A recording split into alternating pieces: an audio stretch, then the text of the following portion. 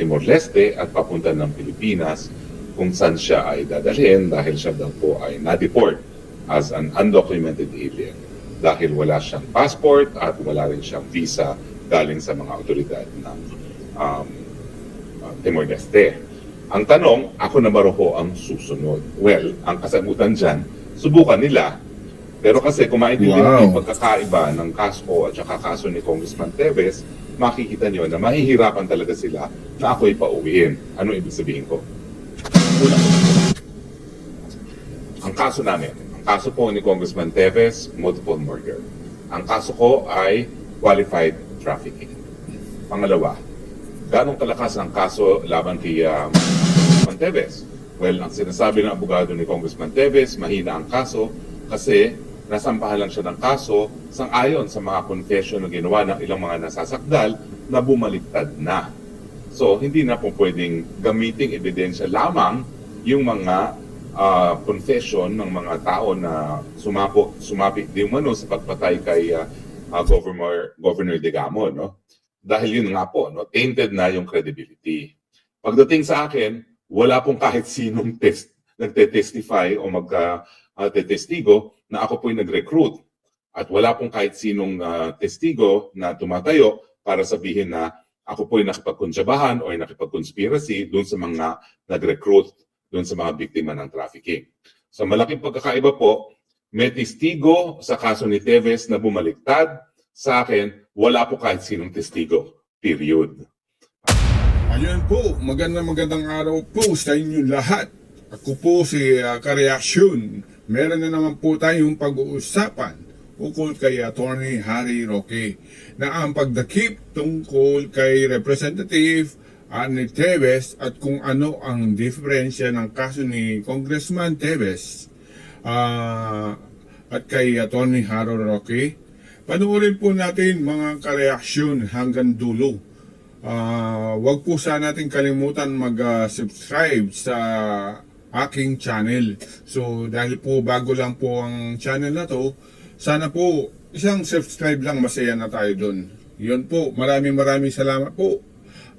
Yun po, panoorin na po natin ang revelasyon ni Attorney Harry Roque. Ay, magandang araw po sa inyong lahat, ha. Araw po ng anong pang araw ngayon? Webes, no? At dumating na po dito sa Dahig si VP Sara kasama ang kanyang ina, si Ma'am Elizabeth. Dumating na rin po dito ang ating Dragon Lady, Maharlika. So, unti-unti na po sila. Yun po pala, dumating din po pala si Vice President Inday Sara sa Dahig para bisitahin niya ang kanyang tatay na si PRRD. At gagawin niya rin niya ang kanyang kaarawan sa bukas, May 31. Yun po. Dumarating para po sa okasyon sa 31 kung saan magkakaroon po ng malaking pagpupulong. Okay, sa para po sa kaarawan ni Sara. So anyway, unti-unti pong pumapasok ang ating mga kababayan. Ang pag-usapan po natin ay pangyayari na si dating Congressman Arnie Teves di umano ay nahuli na sa Timor-Leste at papunta ng Pilipinas kung saan siya ay dadalhin dahil siya daw po ay na-deport as an undocumented alien dahil wala siyang passport at wala rin siyang visa galing sa mga otoridad ng Timor-Leste. Ang tanong, ako na ba ho ang susunod? Well, ang kasagutan dyan, subukan nila. Pero kasi kung maintindihan yung pagkakaiba ng kaso at saka kaso ni Congressman Teves, makikita nyo na mahihirapan talaga sila na ako'y pauwiin. Ano ibig sabihin ko? Una,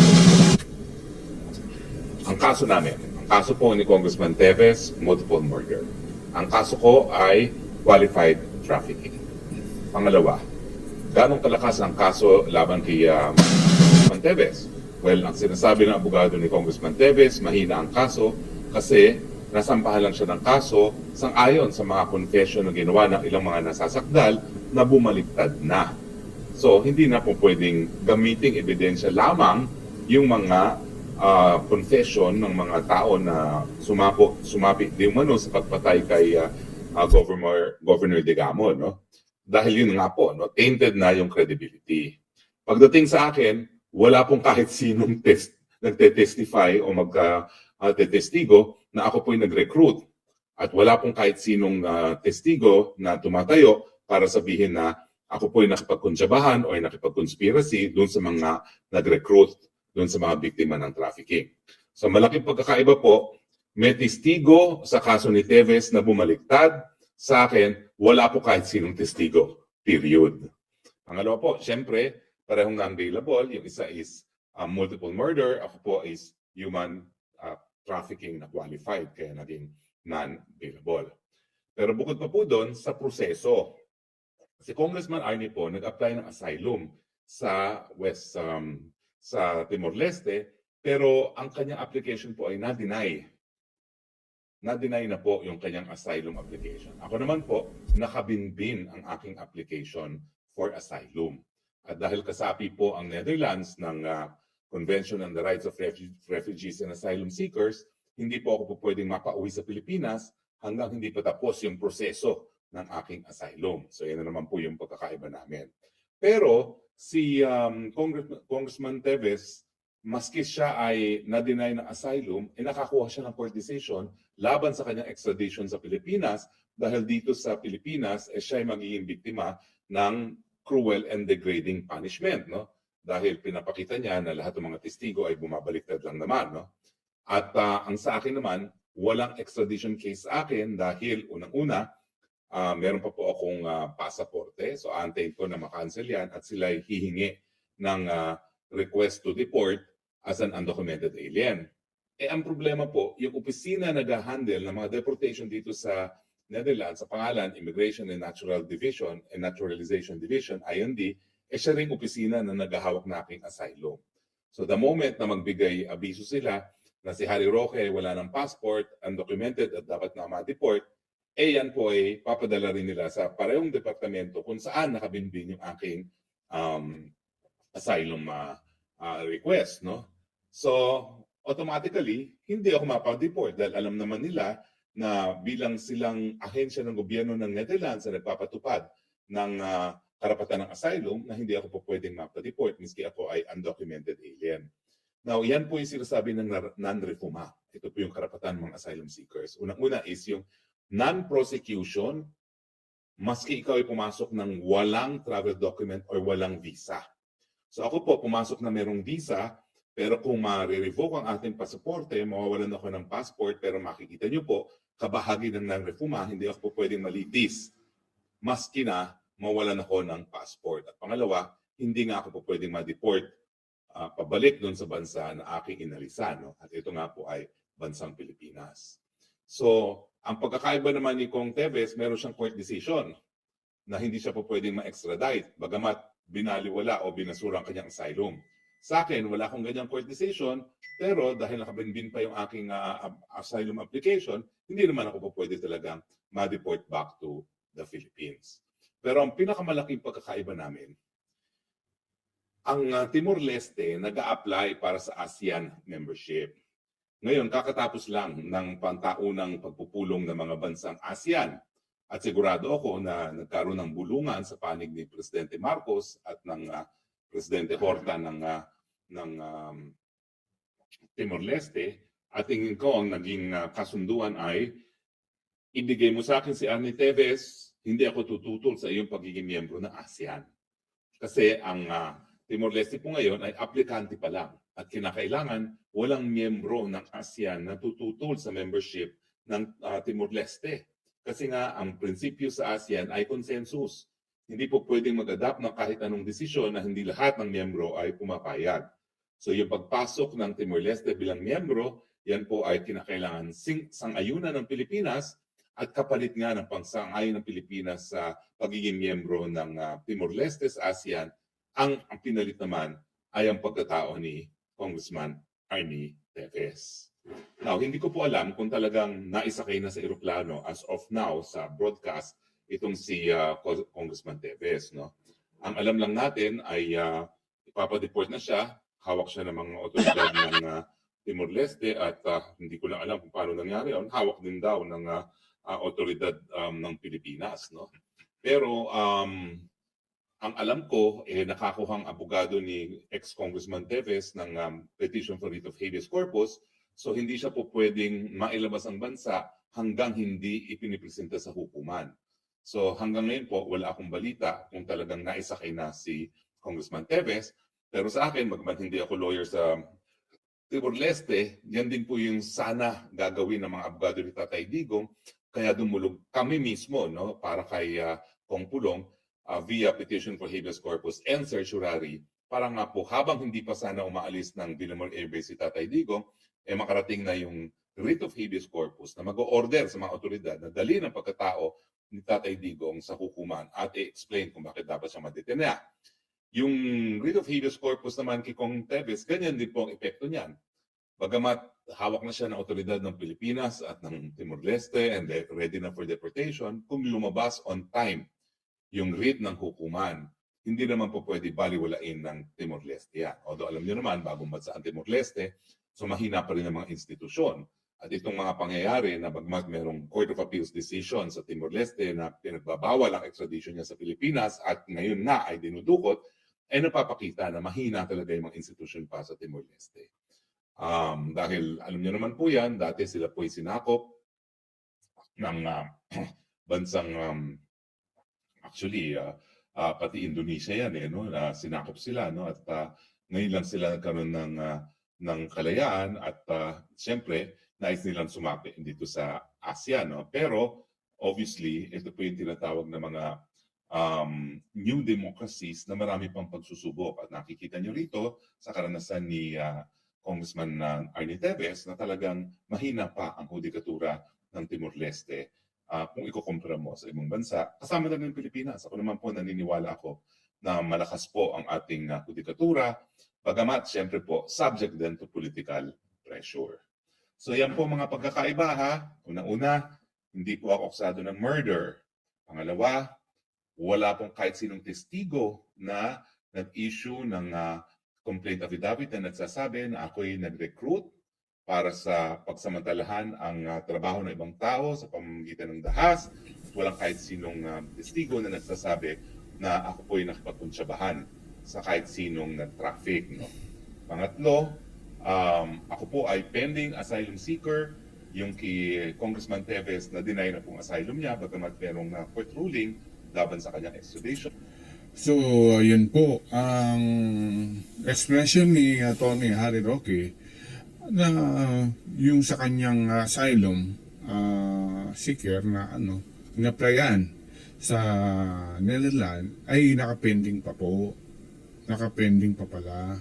Pero yung kay Congressman Teves, ayun po, na-cancel na po yung kanyang asylum. So, yun ang difference. Medyo malaki ang pagkakaiba, di ba? So, tignan natin kung anong mangyayari sa inahin na ginagawang ni na General Torre ukol kay Harry Roque na nakikipag-koordinasyon sa Interpol si General Torre para mapauwi si Harry Roque. Ngayon, tignan natin po sa kung kung kailan po o hanggang kailan po si Harry Roque sa Netherlands. Tingnan natin si General Torre kung kaya niya kayang pauwiin to. Pang-apat, hindi ako pwedeng gawing bargaining chip para makapasok sa ASEAN ang bansa kung nasaan naroon ngayon si Congressman Teves at dahil po dyan, walang dahilan para isuko ako ng bansang Netherlands. No? Now, marami rin po akong proteksyon dito. Hindi lang po proteksyon ng saligang batas ng Netherlands, kundi proteksyon na rin ng European Convention on Human Rights. Kasi hindi lang naman po applicable yung European Convention on Human Rights sa mga Europeans. Kasama po yan, if equally applicable po yan sa lahat ng mga tao na naninirahan ngayon sa Europa, whether or not they are European. So, protektado po ako ng karapatang pantao, sang-ayon po sa Universal Convention on Civil and ICCPR, International Covenant on Civil and Political Rights. Nakasapi po ang Holland na isinabatas po sa Holland at protektado rin ako ng European Treaty on Human Rights na isinabatas din dito sa Holland. So, suma total, hindi po. Hindi totoo na ako nang susunod.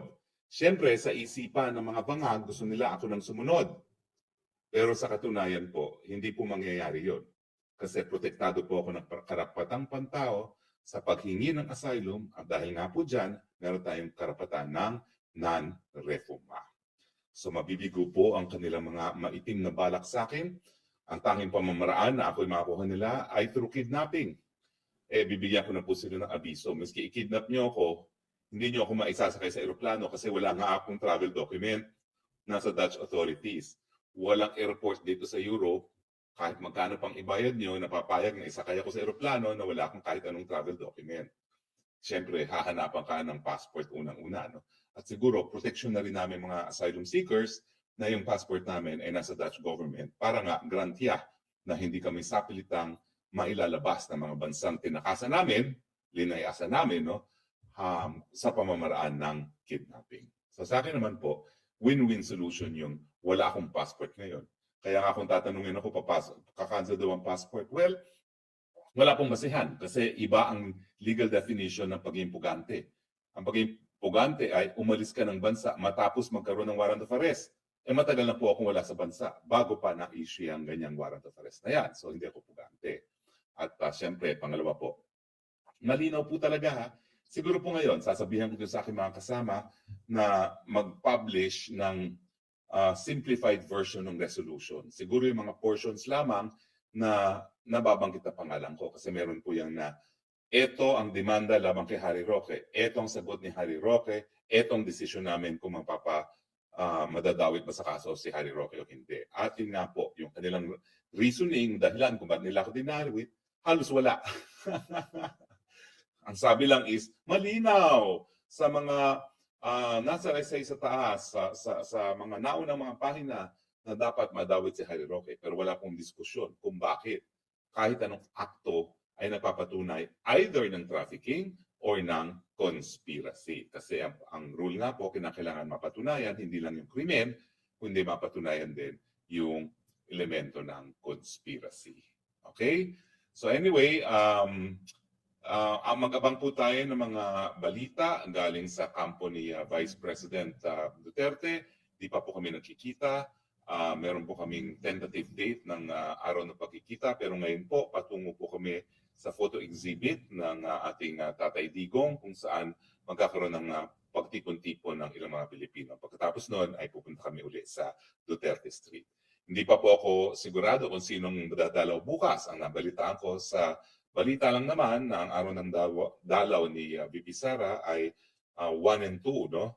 June 1 and 2. So baka itong this Friday, dalaw this Friday bukas, no, na 30, baka si Kuya Bong pa rin, pero I understand that maya-maya lamang itatawag na si Kuya Bong para ma-confirm kung sinong papasok sa araw ng Biyernes. Kasi syempre, inaasahan din ni Tatay Digong dahil nakaugalian na yon na every Tuesday and Friday ang bisita sa kanya, na merong bibisita sa kanya. Bagamat ang huling pasok na ni Kuya Bong, sinabi niya na nagpaalam na siya dahil ang papalitan sa kanya ay si Bibi Sara. Pero hindi pa natin nakukuhanan po yan ng konfirmasyon. No?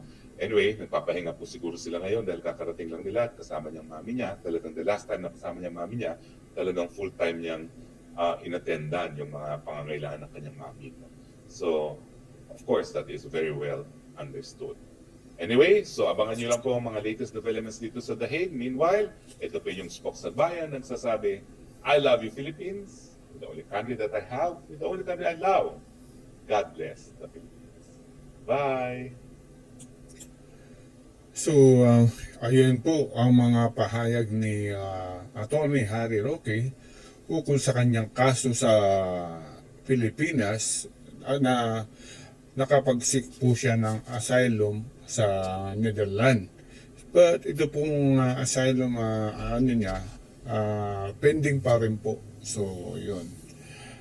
So napanood nga po ang kanyang so abangan na lang po natin ang susunod na mangyayari dito sa Netherlands dahil po dumating din po sina BP Sara at ang kanyang nanay para idaos po ang kanyang arawan kasama ang kanyang tatay na si Tatay Digong Duterte.